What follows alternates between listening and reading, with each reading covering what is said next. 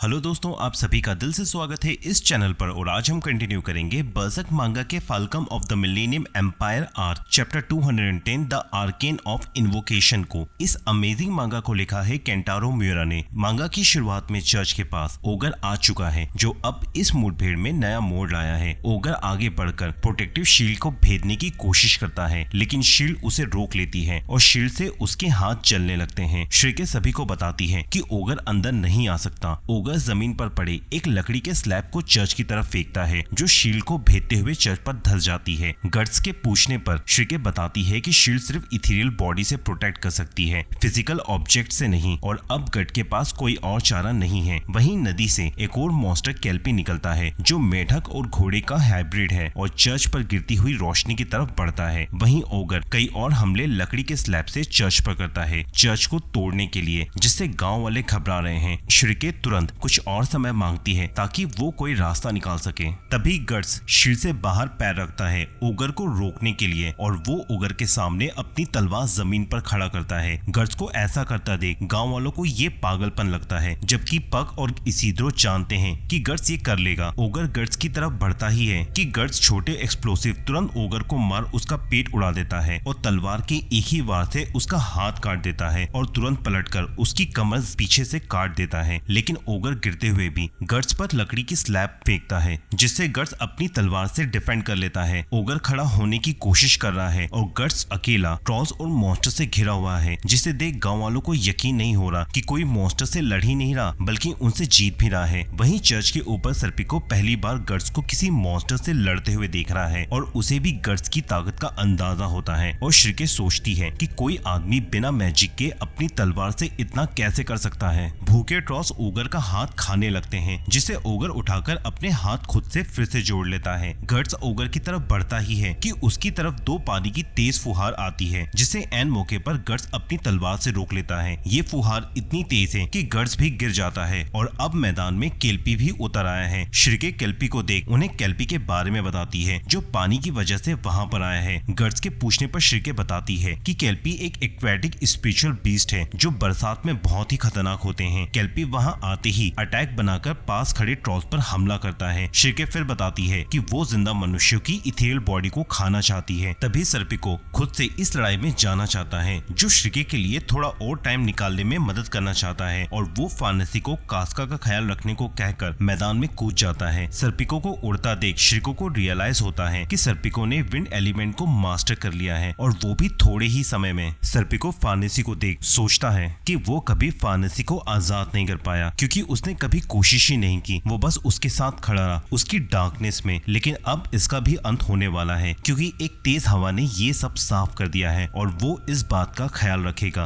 कि उसका आधा हिस्सा इस तेज हवा में ना टूटे। सर्पिको विंड स्पिरिट की ताकत मांग ओगर और केल्पी को फेस करने के लिए तैयार है, जिसे बाकी लोग बेसब्री से देख रहे हैं। केल्पी तुरंत पानी का अटैक बनाकर सर्पिको पर हमला करता है, जिससे वो आसानी से बचते हुए उस पर काउंटर हमला करता है, जिसे केल्पी भी पानी से रोक लेता है। सर्पिको केल्पी को चुनता है और गट्स ओगर को।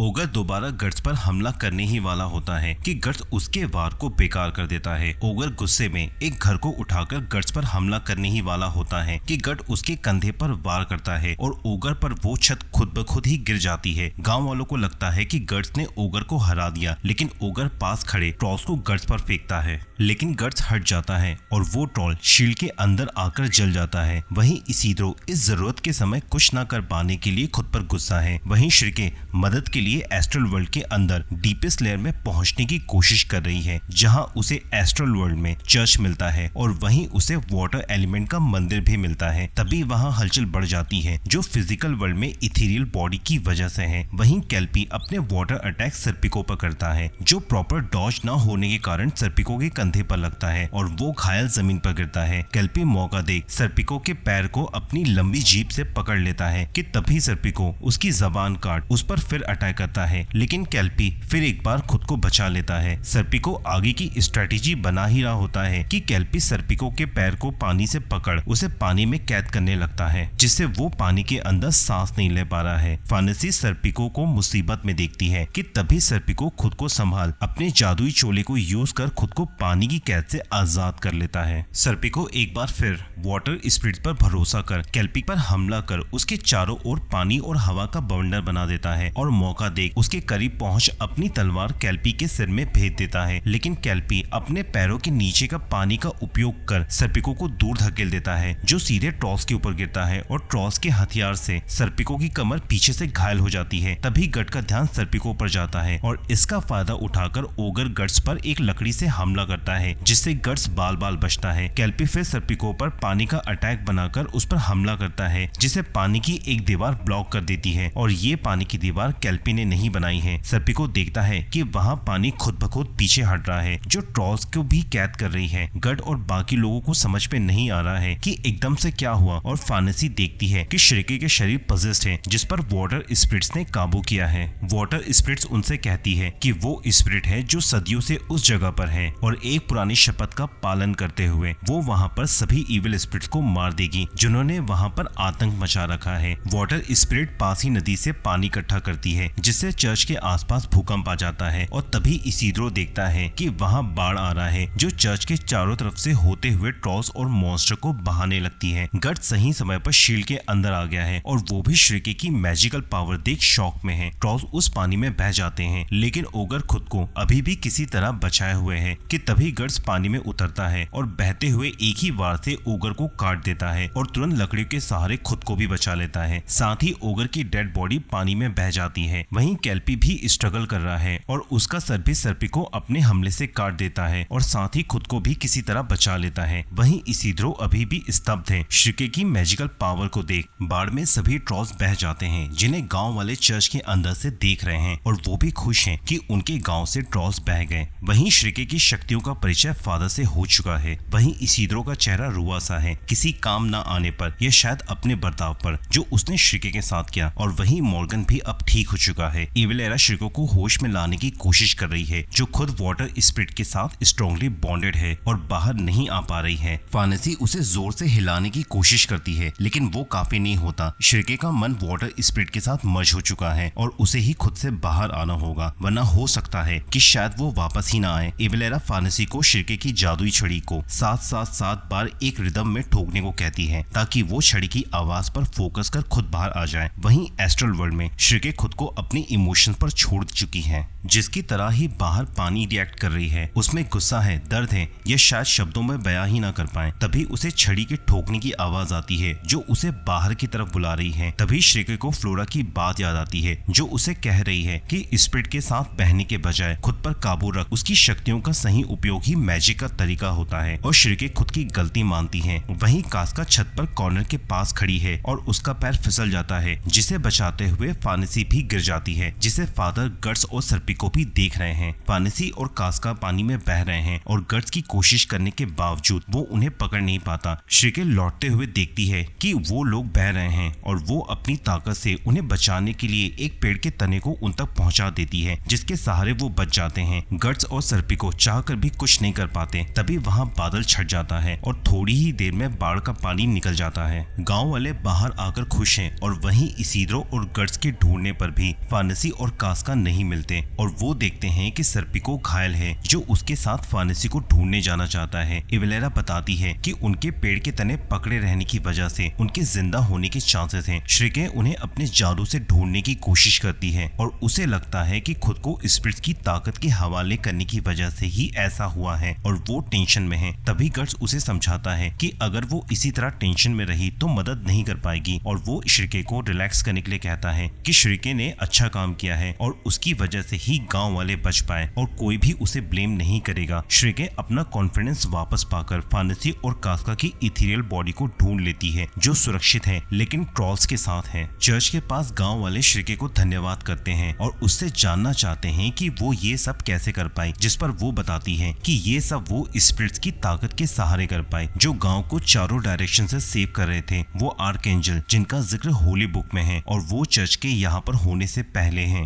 रिवर स्पिरिट यानी लेडी ऑफ डेप्थ। गांव के बुजुर्ग बताते हैं कि वो इस नाम को पहले सुन चुके हैं और अगर वो एंजल है तो उससे प्रे करेंगे। श्रीके बताती है कि स्पिरिट्स को बुला दिया गया है और इस अचानक मदद के लिए बुलाने पर वो थोड़ा नाराज थी, लेकिन गांव वाले खुश हैं कि वो बच गए और गांव को फिर खड़ा कर लिया जाएगा। जबकि ये सब श्रीके की गांव वालों पर गुस्सा होने की वजह से है। गांव वाले फादर से रिवर स्पिरिट्स के लिए मंदिर बनाने की परमिशन मांगते हैं, जिस पर फादर कहते हैं कि भगवान की सीख में टॉलरेंस भी है और मंदिर जरूर बनाया जाएगा। गांव वाले भी मैजिक सीखना चाहते हैं, लेकिन श्रीके बताती है कि वो विश नहीं बन सकते, लेकिन अगर वो चाहते हैं कि रिवर स्पिरिट उनकी बात सुने तो इसका तरीका वो फादर को सिखा चुकी है और फादर स्पिरिट विजुअलाइजेशन का तरीका सीख ही चुके हैं। वहीं इसीद्रो दूर उदास बैठा है और मॉर्गन उससे मिलने आता है और उसे उसकी उदासी का कारण पूछता है। इसीद्रो के पूछने पर मॉर्गन बताता है कि वो ठीक है। वो मॉर्गन को उसकी जान बचाने के लिए थैंक्स भी करता है, जो मॉर्गन को थोड़ा अजीब लगता है क्योंकि इसीद्रो ने गांव को बचाया है। इसीद्रो कहता है कि उसने कुछ नहीं किया और अब उसे भी खुद के बच्चे होने पर तरस आ रहा है। मॉर्गन उसे एक छोटी लुटेरो की तलवार देता है जो उसके पिता ने शर्त में जीती थी और वो इसीद्रो के साइज के होने की वजह से उसकी लड़ाई में हेल्प करेगी। मॉर्गन इसीद्रो को पार्टिंग गिफ्ट देता है और अब मॉर्गन को भी याद आता है कि वो बचपन में अपनी माँ की बीमारी, गांव के काम से परेशान होकर भाग गया था और अगर उस दिन मेंशन विच फ्लोरा से नहीं मिलता तो बस यूं ही भटकता रहता। इसीद्रो मॉर्गन की कहानी से फिर बोर हो जाता है और वो अपने ड्रीम्स के लिए सीरियस है, जो हर हाल में वो पूरा करके ही रहेगा और इसीद्रो भी वहाँ से चला जाता है। वहीं चर्च में सर्पिको आराम कर रहा है। उसके घाव गहरे नहीं हैं और चर्च में स्पिरिट्स की ताकत अभी भी उसके घाव को भर सकती है, जिसके लिए उसे वहीं रात रुकना होगा। सर्पिको गर्ड्स को फांसी की जिम्मेदारी देते हुए वहाँ से भेज देता है और श्रीके जल्द ही आने का कहकर निकल जाती है। श्रीके के बताए रास्ते पर वो लोग जंगल में जा रहे हैं और गर्ड्स ने पहले ही गाँव वालों की मदद लेने से मना कर दिया है क्योंकि वो बस उन्हें स्लो ही करते हैं। श्रीके को लगता है कि ट्रॉल्स शायद फिर हमला कर सकते हैं। पक को लगता है कि सर्पिको से उसके हथियार ले लेने चाहिए थे, जिस पर श्रीके बताती है कि एक बार स्पिरिट्स की बॉन्डिंग उसके यूजर के साथ बन जाए तो कोई और उन्हें यूज नहीं कर सकता। गर्ड्स के पूछने पर श्रीके बताती है कि फानसी और कास्का अभी सो रहे हैं या बेहोश हैं, जिसकी वजह से वो उन्हें कांटेक्ट नहीं कर पा रही है और जब तक उन्होंने सिल्वर कोट पहना है ट्रॉल्स उन्हें छू भी नहीं सकते। वहीं आगे बढ़ते हुए वो और डरावनी जगह पर पहुंच गए हैं जहां आगे गुफा में एक जीव है। श्रीके बताती है कि ये स्पिरिट क्रिएचर है और यहाँ से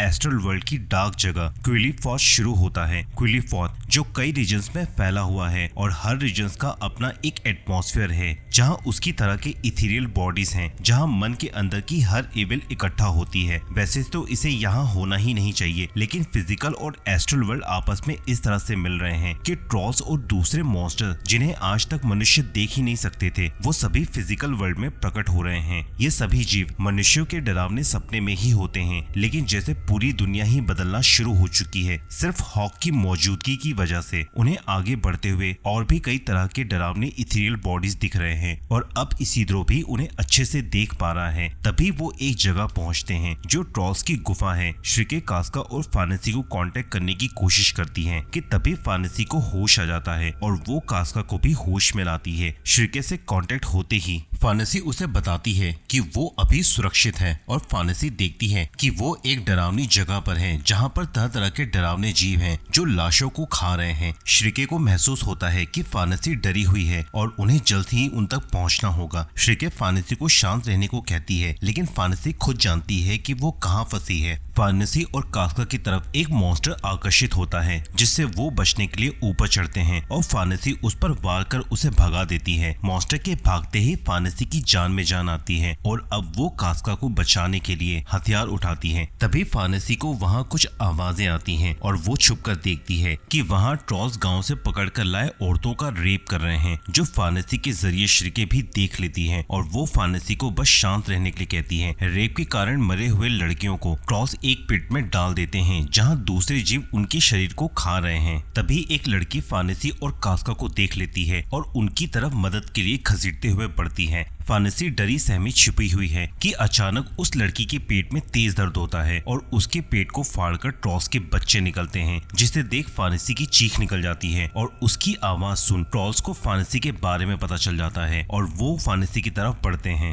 और यहाँ पर ये वीडियो खत्म होती है। दोस्तों हमने बरसक मांगा चैप्टर 210 से 216 कवर किया है। बरसक मांगा का नेक्स्ट चैप्टर में लड़ाई अब डार्क एस्ट्रल रियाल्म में होने वाली है। ये एक्सप्लेनेशन आपको कैसा लगा मुझे कमेंट सेक्शन बताएं। तो मिलते हैं अगले वीडियो में, तब तक के लिए गुड बाय।